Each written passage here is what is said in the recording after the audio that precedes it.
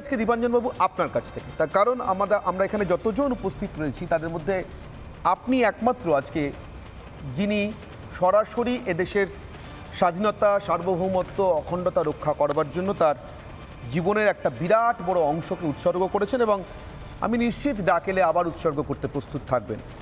আপনার চোখে প্রথম বোঝার চেষ্টা করি আমাদের বিপদটা কতটা, বাংলাদেশে যা চলছে তার পরিপ্রেক্ষিতে এবং সজীব ওয়াজেদ জয় যা বলেছেন শেখ হাসিনার ছেলে গতকাল আমাদেরকে, তার পরিপ্রেক্ষিতে।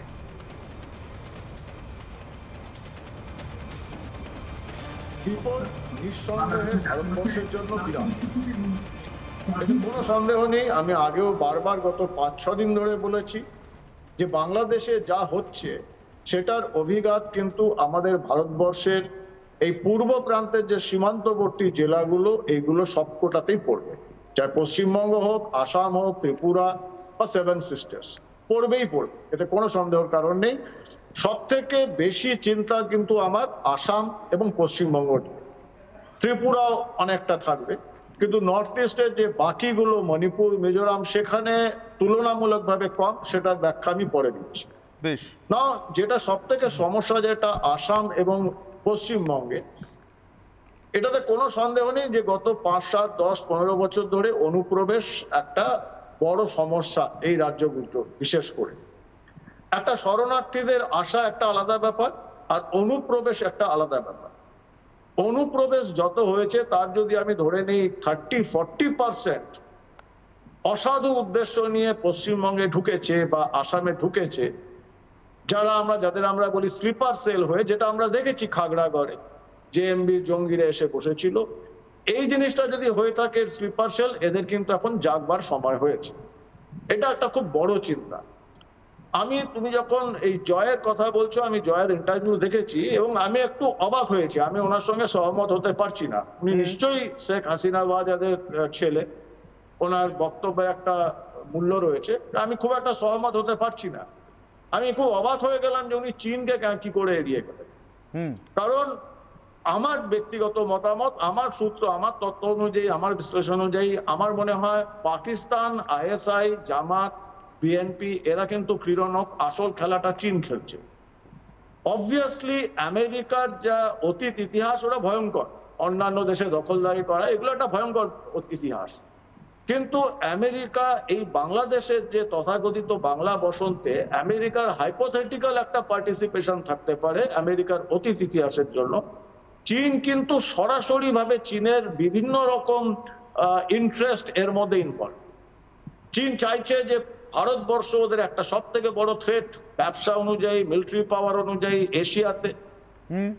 7 সিস্টার্সে চীন রেগুলার ঝামেলা করে যাচ্ছে। আমরা মণিপুর, অরুণাচল, মিজোরামে, নাগাল্যান্ডে দেখছি চীনার অস্ত্র, চীনের ডাইরেক্ট ইন্টারভেনশন, ইনভলভমেন্ট।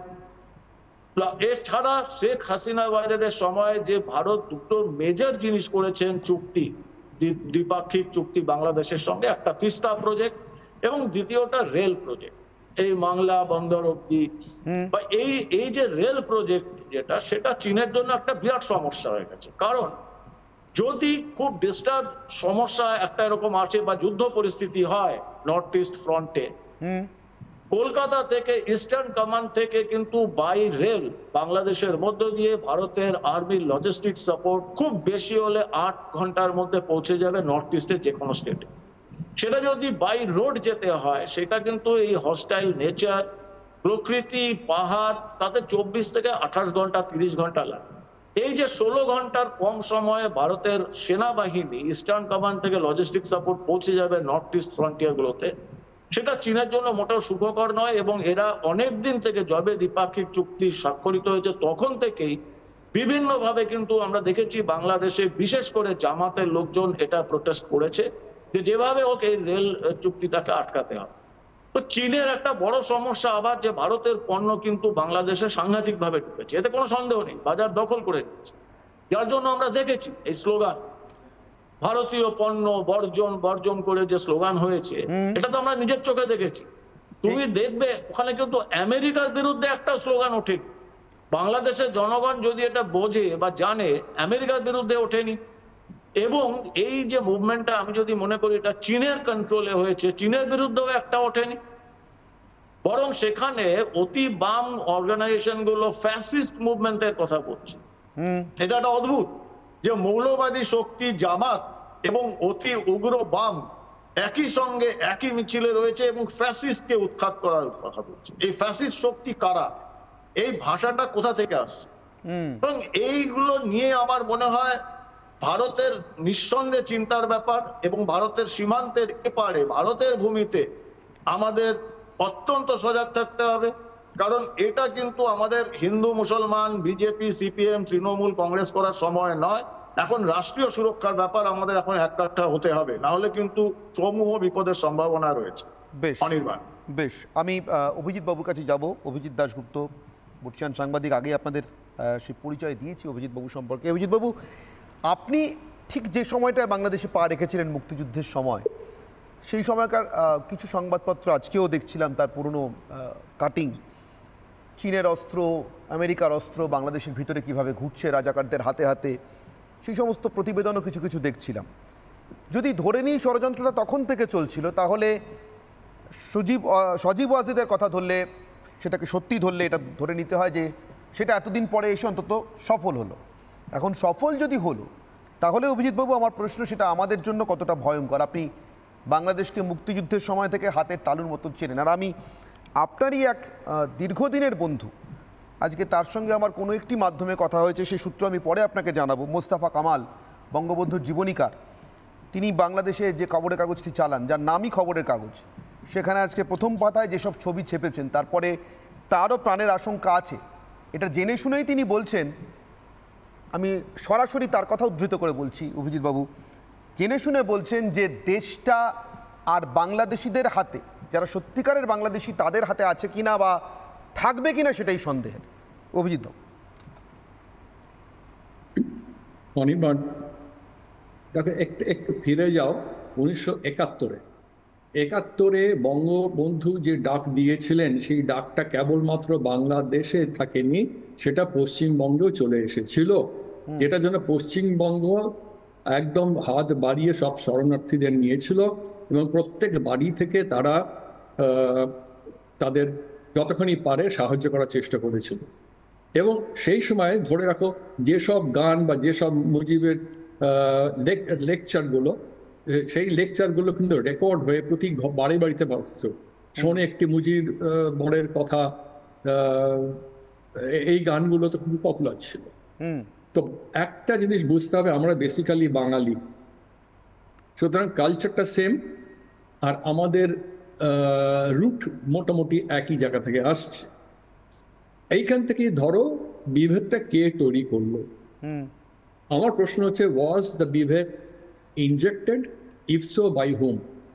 দেন যদি আমি আসি 71-এ দেখো সেই যুদ্ধে কিছু লোক প্রাণ দেয়, অসম্ভব দুঃসাহস কথা দেখায়, আর কিছু লোক যারা রাজাকার ছিল, যাদের বিহারি বলা হতো, তারা কিন্তু প্রচুর ক্ষতি করেছে।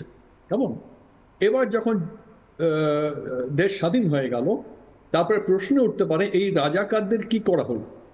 কেন তখন তাদের কিছু একটা শাস্তি দেওয়া হলো না? এই জায়গাটাও বুঝতে হবে। অনেকে দোষ দেয় বঙ্গবন্ধুকে যে উনি তখন শাস্তি দেননি। জিনিসটা দেখতে হবে অনেক গ্রেটার পার্সপেক্টিভ। বহু বাঙালি, 50 থেকে 70 হাজার বাঙালি তখনও ওয়েস্ট পাকিস্তানে আছে। সেই বাঙালিদের জীবন যদি বাঁচাতে হতো, তাহলে এদের উপর হাত দিলে তাদের কিন্তু ওরা শেষ করে ফেলত। আর এটাকে মানে রাখতে। এবার সুতরাং এই যে যারা রাজাকার ছিল সেই সময়, আমি রাজাকারদের দেখেছি, তাদের সঙ্গে কথাবার্তা বলেছি সেই সময়, এই রাজাকার ছিল, তারা বেসিক্যালি প্রো পাকিস্তানি ছিল। They were very much pro Pakistani. এবং আমার সঙ্গে বাংলায় কথা বললো, নিজেদের মধ্যে উর্দুতে কথা বলতে আমি নিজে শুনেছি। আমার সেই রেকর্ডিং আছে যেখানে উর্দুতে ওরা কথা বলছে। এখন আজকের দিনে তাকিয়ে দেখো, আজকের দিনে কোইন্সিডেন্টালি আমি 12 তারিখ ঢাকায় যাই। কেমন? সুতরাং যখন এটা হয় সেই সময় আমি ঢাকাতে। 14 তারিখ বিকেলে 5:15 কি 5:30 হবে, যে সময় প্রধানমন্ত্রীর ভাষণটা টেলিকাস্ট হয়। আর টেলিকাস্ট হয়েছিল উনি চীন থেকে ফেরার পরে, এবং সেইখানে অনেকে প্রশ্ন করা হয়েছিল যে এই কোটা এই কোটাটা কি হবে।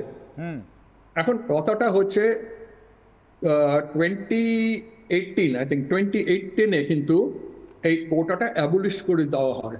ঠিক একটা আন্দোলন হয়েছিল বটে ঠিকই, কিন্তু কোটা অ্যাবলিশড হয়ে যায়। ঠিক তারপরে যারা মুক্তিযোদ্ধার ছেলেরা বা তাদের বংশধররা, তারা একটা রিট পিটিশন সাবমিট করা হয়, যেটা হাইকোর্ট মেনে নেয় 1921 সালে। সেটাই বলা হয় যে ওই অর্ডারটা নাল অ্যান্ড ভয়েড। ঠিক এখন যখন এই প্রশ্নটা করা হয়েছে প্রধানমন্ত্রীকে, উনি বলতেই পারতেন যে আমরা সুপ্রিম কোর্টে যাব এবং ওয়েট, আমি তো একবার তুলেই দিয়েছিলাম সুপ্রিম কোর্টে গেলে, wait for the supreme court verdict. তা না করে উনি যেটা করলেন, সেটা হয়তো রাগের বশে অনেক সময় বলে ফেলে কেউ যে মুক্তিযোদ্ধাদের ছেলেমেয়েরা পাবে না তো কি রাজাকারদের ছেলেমেয়েরা পাবে। এখন তুমি সেই দিনটাকে ভালো করে দেখো, মানে 14ই জুলাই, সেই দিন এটা কিন্তু টেলিকাস্ট হবার পরে তোমায় জানতে হবে Dhaka university is a very unique university, যেখানে কিন্তু ক্লাসের পরেও ছেলেমেয়েরা বাড়ি ফেরে না। তারা গাছতলায় বসে গিটার হাতে গান গায়, বিভিন্ন জায়গায় বসে তারা আলোচনা করে, সাংস্কৃতিক অনুষ্ঠান করে, করে টোরে তারপর অনেক রাতে তারা বাসায় যায়। প্রথম যে মিছিল বেরোলো সেটা কিন্তু রাত 11টার পরে। তাহলে 5:30টায় যে কথাটা বলা হয়েছে, যেটা প্রতিটি টেলিভিশন চ্যানেল বারে বারে রিপিট করেছে, সেটা এই ছাত্রমহলকে বুঝতে কি এত ঘন্টা লাগতে পারে, শিক্ষিত ছাত্রমহলকে? তাহলে প্রশ্ন হতে পারে কে তাদের ইনস্টিগেট করলো, ইনস্টিগেশনটা কোত্থেকে এলো, কি ইনস্ট্রাকশন এলো। তুমি যদি দেখো, এক ভদ্রলোক আছেন প্যারিসে, আমি কি নাম বলবো, আমি জানি না নাম বলা উচিত হবে কিনা, প্লিজ বলুন, কোনো অসুবিধা নেই। সেই ভদ্রলোক পিনাকি ভট্টাচার্য আছেন প্যারিসে, বা কনক সারওয়ার আছেন।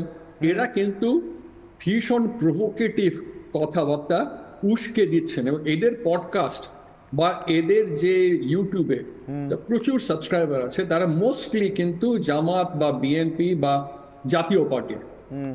কেমন? এখন বুঝতে হবে তোমাকে, এই যে স্টুডেন্টদের কাছে এটা কারা ফরওয়ার্ড করে দিল, যেখানে বলা হলো তোমাদের কিন্তু রাজাকারের বাচ্চা বলা হয়েছে। স্টুডেন্টরা বুঝতে এতক্ষণ যদি লাগতো, তাহলে স্টুডেন্টরা সঙ্গে সঙ্গে বুঝতে পারতো, এরা তো শিক্ষিত স্টুডেন্ট আফটার অল। ঠিক। সুতরাং বুঝতে হবে এটা বাইরে থেকে একটা কেউ তাদের একটা ইনস্টিগেট করলো, প্রভোক করলো। প্রভোক করার পরেও কিন্তু আমি 15 তারিখ এবং 16 তারিখ নিজের চোখে দেখেছি ছাত্ররা আমরা রাজাকার, আমরা রাজাকার, আমরা রাজাকার বলে স্লোগান দিচ্ছে, বাসের উপরে বসে পড়েছে, রাস্তা জ্যাম করেছে, আর অন্যদিকে পুলিশরা বসে রয়েছে কর্ডন করে। পুলিশরা কিন্তু হাসছে। ইনফ্যাক্ট পুলিশরা তখন ওদের কাছে ওই ওয়াটার বটলও দিচ্ছে তাদের। হ্যাঁ, আমি ছিলাম সেখানে আমি দেখেছি সেটা। এখন বোঝার চেষ্টা করো, হঠাৎ why did it turn violent? কে তাদের ইনস্টিগেট করলো? কোত্থেকে ইনস্টিগেটর করলো? বিভিন্ন চ্যানেল থেকে যে টেলিকাস্ট হচ্ছে, যেগুলো এখন ইউটিউবে দেখা যায়, তুমি তাদের কিছু গ্র্যাব যদি নাও, তুমি দেখবে যারা ফ্রন্ট লাইনে ছিল তারা কি স্টুডেন্ট? যারা জেল ভেঙেছে বা পুলিশ খুন করেছে, তাদের তুমি একটা ছবি ফ্রিজ করে একটু জুম ইন করে দেখো তো তারা ছাত্র কিনা। কেউ ছাত্র না। অভিজিৎ বাবু, একটুখানি আপনাকে থামাচ্ছি, এখানে একটু বিরত করছি, জাস্ট থামাচ্ছি, আমি আপনার কাছেই ফিরবো। আমি এই মুহূর্তে এমন একজনের সঙ্গে কথা বলতে চলেছি, অভিজিৎ বাবু, আপনি তাদের ভূমিকাও দেখেছেন খুব চোখের সামনে থেকে, 71-এর মুক্তিযুদ্ধের সময় খুবই গৌরবজনক ভূমিকা, বলতে কোনো বাধা নেই। কমিউনিস্ট পার্টি অফ ইন্ডিয়া, ভারতের কমিউনিস্ট পার্টি, সিপিআই।